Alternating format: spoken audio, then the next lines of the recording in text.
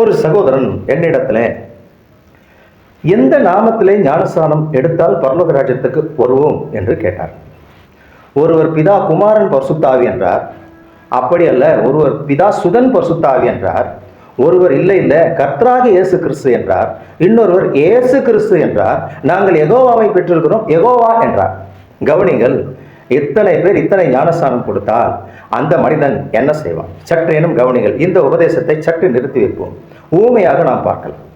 பிரியமான தேவஜனமே, முதலிலே யோவான் ஸ்நானகன் தான் இந்த ஞானஸ்நானத்துக்கு அதிபதி.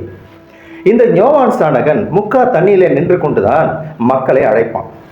எதற்காக அழைப்பான் என்றால், மனம் திரும்புதல், அதாவது ஸ்தானம் பண்ணுவதற்காக. அதோ வருகிறாரே, அவர் வார்க்கட்சி அழுவதற்கு நான் பாத்திரவான் அல்ல, என்னில் முன் இருந்தவர் அவர், அவரை நீங்கள் இதோ வருவார் என்று சொல்லப்பட்டவர் இவர்தான் என்று உலகத்தின் பாவத்தை சுமத்தி தீர்த்த தேவ ஆட்டுக்குட்டி என்று அடையாளம் காண்பித்தார்.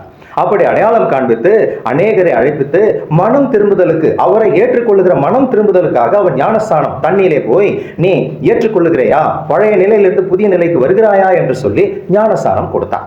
இது எல்லாருக்கும் தெரிந்த ஒன்று. ஆனால் இன்னொரு காரியம் அந்த இடத்துல நடந்ததை குறித்து நாம் சற்று விளக்குகிறேன். கவனிங்கள், இயேசுநாதரை இப்ப அடையாளம் காண்பித்த பின்னாடி இயேசுநாதருடைய சீசர்கள் கூட ஞானஸ்நானம் கொடுத்தார்கள்.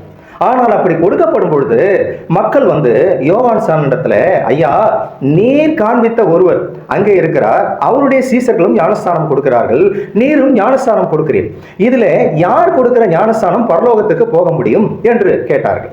அதற்கு அவர் சொன்னார், இல்லையா, பரத்திலிருந்து ஒரு மனிதனுக்கு ஞானஸ்தானம் கொடுக்கிற அழைப்பு வந்தால்தான் நிச்சயமாக பரலோகத்துக்கு கொடுக்க போக முடியும், அவன் தான் அந்த ஞானஸ்தானத்தை, உண்மையான ஞானஸ்தானத்தை பெற முடியும் என்றார். பிரியமான தேவஜனமே, இந்த உபதேசிகள் குழப்பத்திற்கு யாரும் ஆளாக வேண்டாம். உனக்கு பரலோகத்திலிருந்து அழைப்பு வந்தால் பரிசுத்தாவி உங்களை அபிஷேக வல்லவராய் இருக்கிறார். நீங்கள் மனம் திரும்புதல் என்று சொல்லப்படுகிறதை நீங்கள் கவனிக்கலாம். சாதாரணமாக மனம் திரும்புதல் அல்லையா, உனக்கு அழைப்பு கொடுத்தால் தான் மனம் திரும்புதல் வரும். என்னுடைய ஜாதி ஜனங்கள், என்னுடைய எவ்வளவு உற்றார்கள், அவரிடத்துலலாம் நான் போய் சொன்னால் ஏற்றுக்கொள்வார்களா? நிச்சயமாக ஏற்றுக்கொள்ள மாட்டார்கள். ஏனென்றால் அழைப்பு அவர்களுக்கு இல்லை. எனக்கு அழைப்பு இருந்தது. அதனாலே பிரியமான தேவஜனமே, எத்தனை முறை ஞானஸ்நானம் எடுத்தோம், எதிலே ஞானஸ்நானம் எடுத்தோம், அதெல்லாம் கவலையே கிடையாது. கர்த்தர் உங்களை அழைத்திருந்தால் நீங்கள் பெற்ற அபிஷேகம் உங்களோடு நிலைத்திருக்கும்.